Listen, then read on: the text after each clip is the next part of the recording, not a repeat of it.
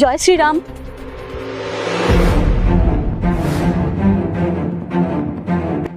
আসসালামু আলাইকুম। বলুন কি দরকার? না না, কোনো দরকার নেই, আপনি যান। আরে আমি তো দেখছিলাম আপনি নিশ্চয়ই কোনো একটা দরকারে হাঁপাতে ছুটে আসছিলেন। আমি লুকিং গ্লাসে দেখলাম। বলুন না কি দরকার? আসলে আমার শাশুড়ি চিত্তরঞ্জন হসপিটালে ভর্তি, এক্ষুনি এমার্জেন্সি ওনাকে এই ওষুধগুলো পাঠাতে হবে। আসলে আমার স্বামী 3 দিন ধরে হসপিটালে আটকে পড়ে আছে, বাড়ি ফেরার উপায় নেই। ওষুধটা নিয়ে আমি চলে যেতাম, কিন্তু বাড়িতে আমার দুটো ছোট ছোট বাচ্চা আছে, ওদেরকে কার কাছে রেখে যাব বলুন? 2 ঘন্টা ধরে রাস্তায় দেখছি, কাউকে খুঁজে পাচ্ছি না যে ওষুধটা পাঠাবো। আপনি যদি এই ওষুধটা হসপিটালে পৌঁছে দিতেন তাহলে আমার খুব উপকার হতো, একটু দেখুন না। দেখুন, আমায় মাফ করবেন, আমি আপনার অনুরোধ রাখতে পারবো না।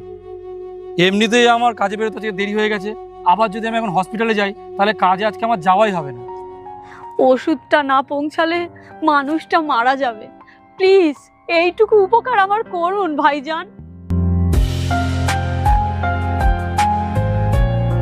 কি বললেন? কি বললেন আপনি? মানে আপনারা তো ভাইজানই বলেন।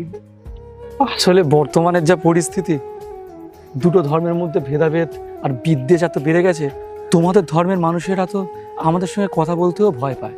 আর আপনি একজন হিন্দু মহিলা হয়ে আমাকে ভাইজান বলে ডাকলেন, তাহলে তাহলে তো আপনি আমার বোন হলেন বলুন। আর আপনার জন্যে আমি এইটুকু করতে পারবো না? দিন, আমাকে ওষুধটা দিন, আমি ঠিকঠাক হসপিটালে পৌঁছে দেবো। কিন্তু ভাইজান, আপনার যে কাজে যেতে দেরি হয়ে যাবে। আরে বোন, তাতে কি হয়েছে? আমার একদিন কাজ বন্ধ হওয়ার জন্য যদি একটা মানুষের জীবন বেঁচে যায় তাহলে তো আমার অনেক পুণ্য লাভ হবে। কাজটাই কি জীবনের সব? আপনাকে দেখে বোঝা যায় ভাইজান, এখনো পৃথিবীতে মনুষ্যত্ব বেঁচে আছে। আরে বোন, তুমি দেরি করো না, এক করে তোমার স্বামীকে ফোন করে বলো যে আমি ওষুধটা নিয়ে হসপিটালে যাচ্ছি। উনি যেন হসপিটালের গেটের সামনে দাঁড়িয়ে থাকেন, না তো অতগুলো ওয়ার্ডের মাঝখানে আমি কোথায় ওনাকে খুঁজবো বলো? হ্যাঁ হ্যাঁ, আমি এক্ষুনি ফোন করে দিচ্ছি। হ্যাঁ হ্যালো। হ্যাঁ, তুমি কখন ওষুধ নিয়ে আসবে? ডাক্তার তো বারবার খোঁজ করছে। এই তো আমি একজন দাদাকে দিয়ে ওষুধ পাঠাচ্ছি, তুমি 15 মিনিট পর হসপিটালের গেটে এসে দাঁড়াও। হ্যাঁ, আমি গেটের সামনেই দাঁড়াবো, কিন্তু ওনাকে আমি চিনবো কি করে? তোমার নাম্বারটা আমি দাদার ফোনে দিয়ে দিচ্ছি, দাদা গেটের সামনে গিয়ে ফোন করে নেবে তোমায়। হ্যাঁ, তুমি আমার নাম্বারটা দিয়ে দাও, আর এসেই যেন ফোন করে। হ্যাঁ হ্যাঁ, রাখছি। হ্যাঁ হ্যাঁ, আমার তরফ থেকে ওনাকে একটু ধন্যবাদ দিও। এ নিন ভাইজান, এত ভালো মানুষও যে এই পৃথিবীতে আছে আপনাকে না দেখলে বোঝাই যেত না।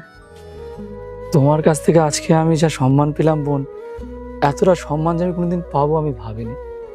আসলে ধর্ম আলাদা হওয়ার জন্যে এখন অনেকেই আমাকে ঘেন্নার চোখে দেখে। আপনার মতো মানুষকে কে ঘেন্না করবে ভাইজান? আপনাকে তো দেখেই বোঝা যায় আপনি কত ভালো মানুষ। তাছাড়া আজকে আপনি আমার কত বড় উপকার করলেন। তাছাড়া যে মানুষ মনের দিক থেকে স্বচ্ছ হয় তাকে কোনো মানুষই ঘেন্না করে না ভাইজান, সে যে ধর্মেরই মানুষ হোক। একটা কথা বলবো বোন, তোমার মতো চিন্তা ভাবনা যদি পৃথিবীর সকলের মধ্যে চলে আসে না, তাহলে এই পৃথিবীতে আর কোনো অশান্তি থাকবে না, কোনো বৈষম্য থাকবে না, কোনো ভেদাভেদ থাকবে না, থাকবে শুধু মানুষ আর মনুষ্যত্ব। একদম ঠিক বলেছো ভাইজান। তাহলে আসি, ওদিকে আবার দেরি হয়ে যাচ্ছে। ভালো থেকো বোন।